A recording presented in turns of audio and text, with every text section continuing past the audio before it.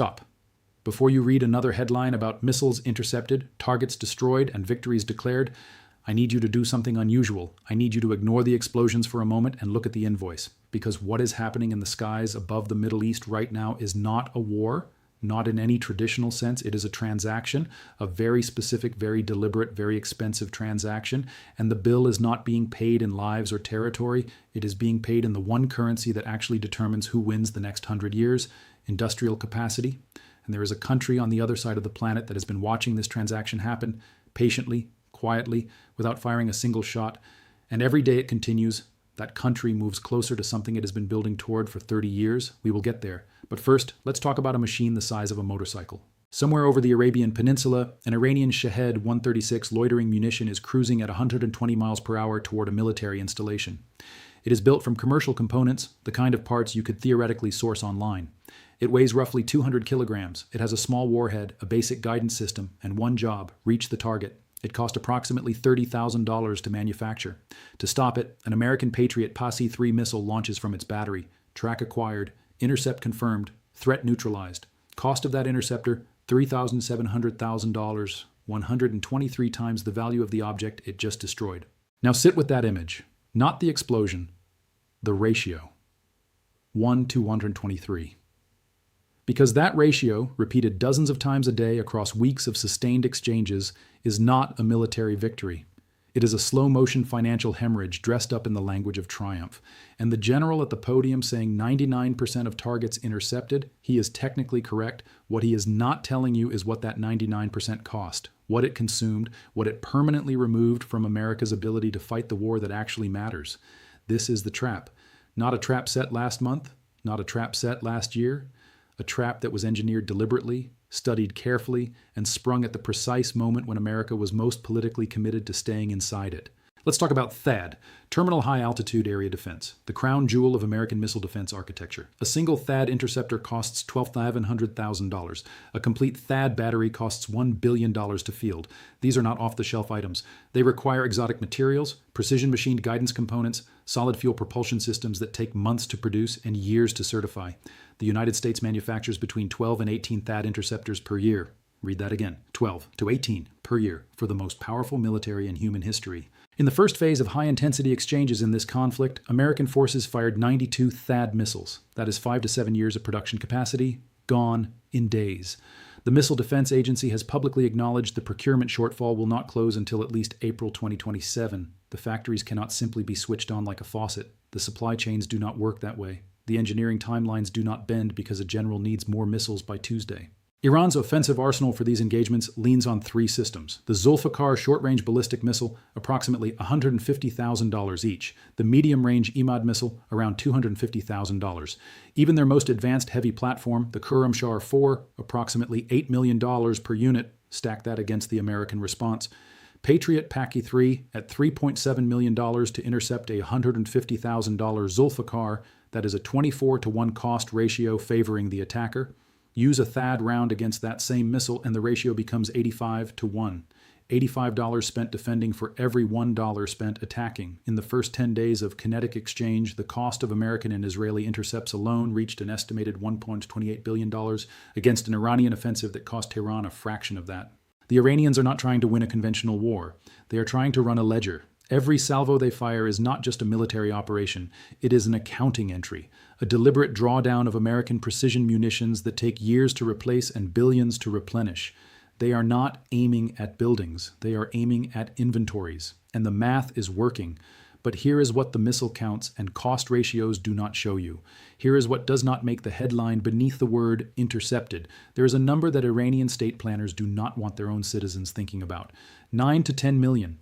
That is the approximate Kurdish population living inside Iran's borders, roughly 10% of the entire country, concentrated along the western frontier, the provinces of Kurdistan, Kermanshah, West Azerbaijan, and Elam. Kermanshah province alone holds 1 million residents and consistently ranks among the poorest, most politically alienated regions in the Islamic Republic.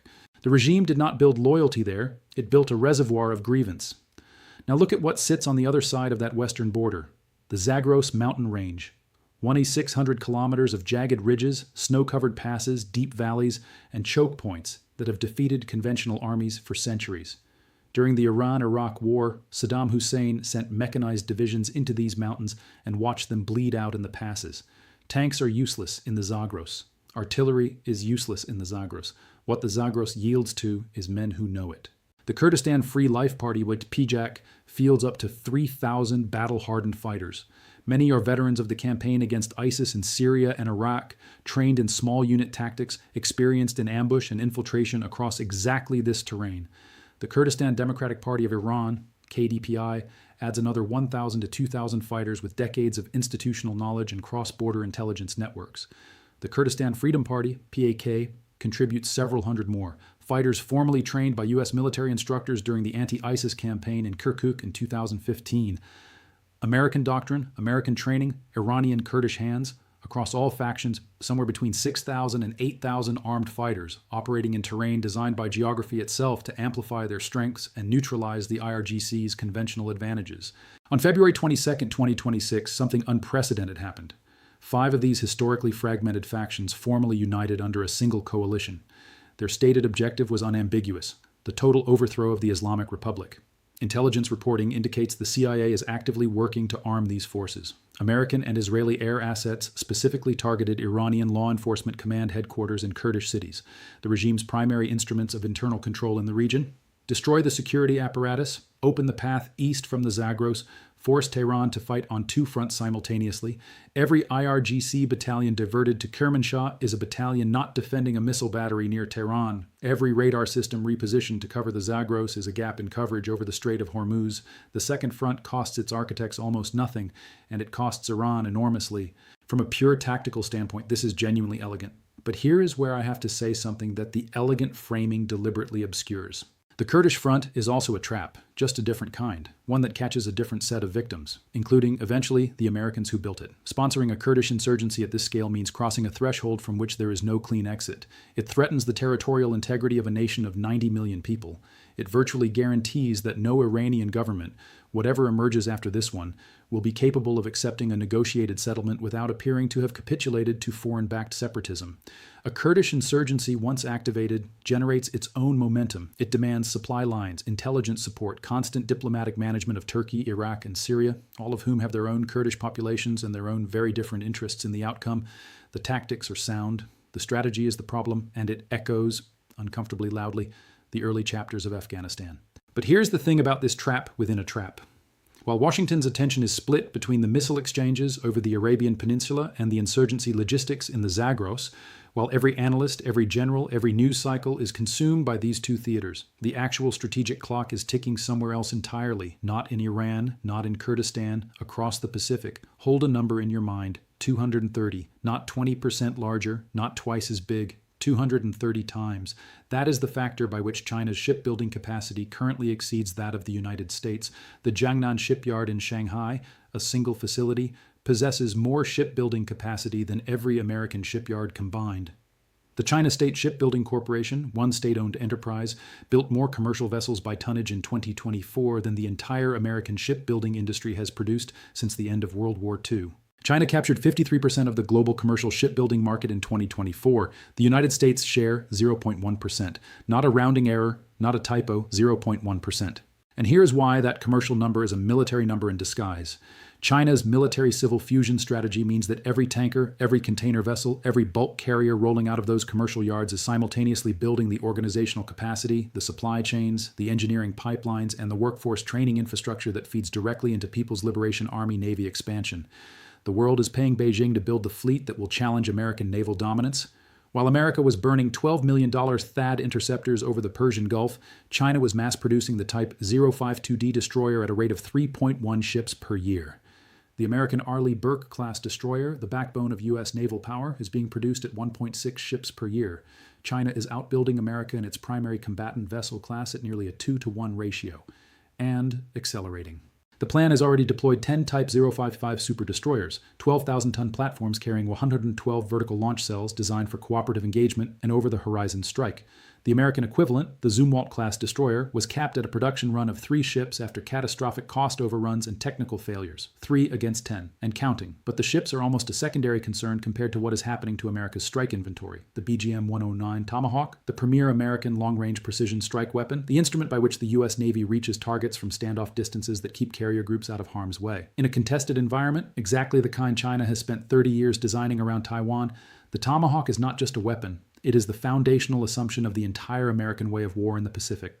In 2025, the United States was producing 72 Tomahawks per year. 72, each taking approximately 2 years from start to delivery. In 2003, America fired 800 Tomahawks in the opening phase of the Iraq War. At 2025, production rates replacing that single expenditure would take just over 10 years. In the first 100 hours of the current operation, American naval forces fired an estimated 180 Standard missiles along with 90 Patriot rounds and 40 THAAD interceptors. The Tomahawk expenditure in just the first 3 days of high-intensity operations represented roughly 10% of the Navy's entire ready-to-fire inventory, 3 days of combat in the Middle East, 5 years of American cruise missile production. Maintaining 2 carrier strike groups on station in the region costs approximately $13 million every single day. Not munitions, not airstrikes, just fuel, personnel, supplies, and maintenance.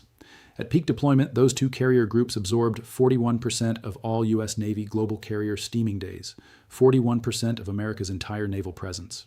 Consumed in one theater, the wrong theater. Now there is a field outside Beijing.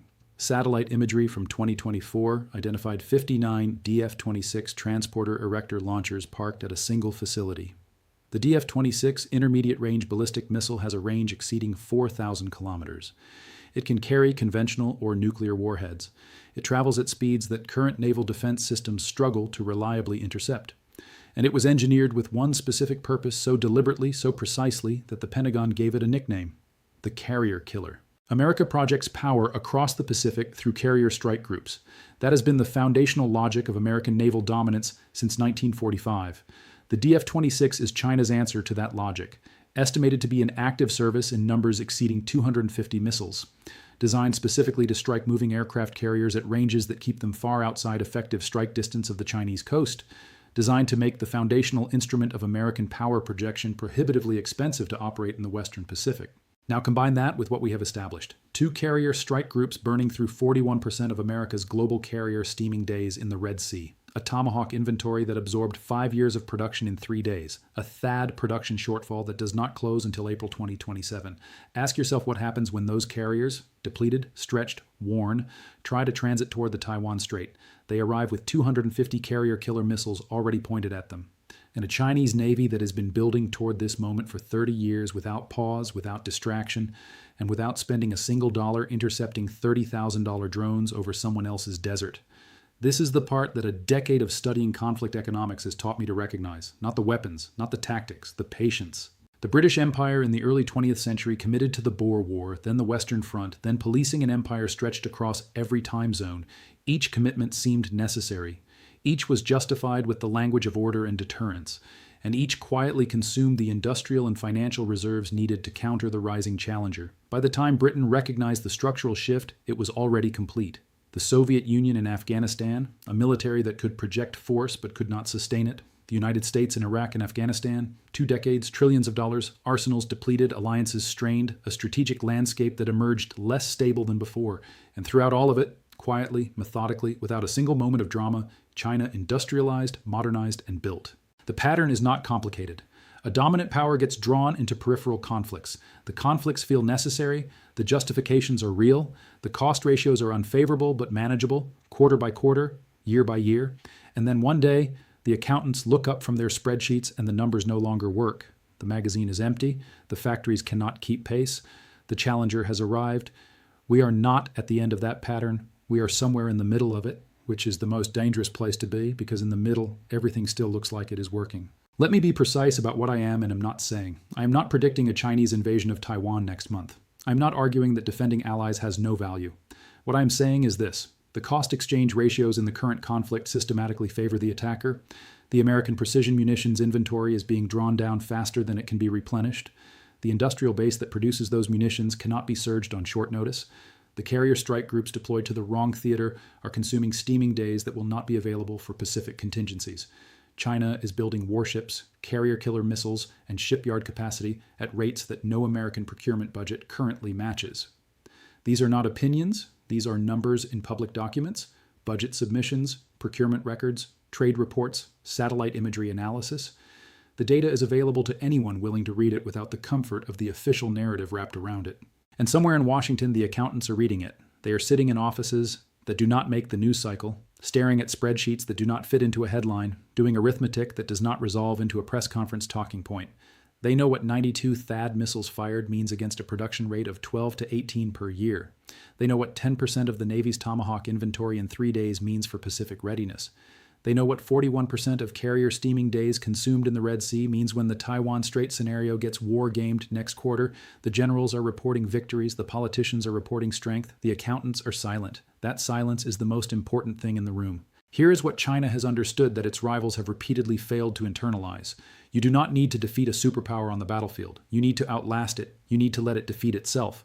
Let it commit to the expensive theater. Let it defend at unfavorable ratios. Let it consume the precision inventory that takes years to rebuild. Let it burn the carrier steaming days in the wrong ocean. And then you build, quietly, consistently, without drama, ships, missiles, shipyards, industrial capacity, patience measured not in news cycles but in decades. Beijing does not need to fire a single DF-26 to win the first phase of this competition. It only needs America to keep firing PAC-3s at $30,000 drones. The $12 million trap is not a missile, it is a mirror.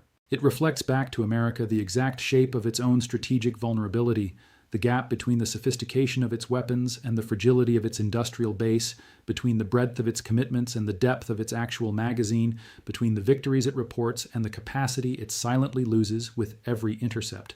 The boomerang is in the air. History does not announce the pivot point when it arrives.